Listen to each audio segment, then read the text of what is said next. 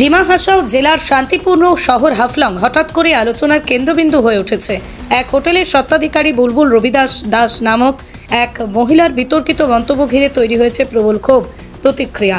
অভিযোগ, তিনি সামাজিক মাধ্যমে কিংবা কথোপকথনের মাধ্যমে একটি নির্দিষ্ট সম্প্রদায়কে প্রকাশ্যে হেয় প্রতিপন্ন করেছেন।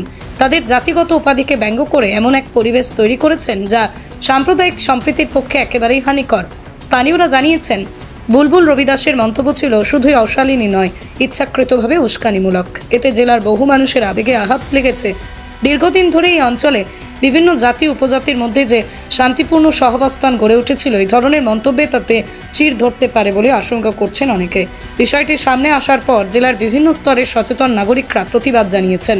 জাতপাত নিয়ে বিদ্বেষমূলক মন্তব্য মেনে নেওয়া যাবে না, অভিযুক্তের দৃষ্টান্তমূলক শাস্তি চাই।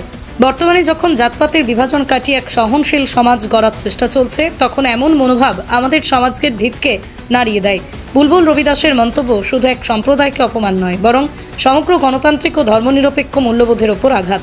একবিংশ শতকে দাঁড়িয়ে যখন সমাজকে সাম্য, সৌহার্দ্য, সহনশীলতার ভিত্তিতে এগিয়ে নিয়ে যাওয়ার স্বপ্ন দেখা হচ্ছে, তখন এই ধরনের বর্ণবিদ্বেষমূলক ও জাতিগত বিদ্বেষপূর্ণ মন্তব্য অত্যন্ত দুর্ভাগ্যজনক।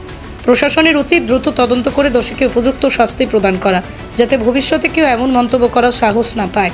ডিমা হাসাও জেলাবাসীর বার্তা স্পষ্ট, হেয় মন্তব্যের কোনো জায়গা নেই, চাই ন্যায় বিচার, সম্মান পুনরুদ্ধার। দাস মানে মাছুয়া।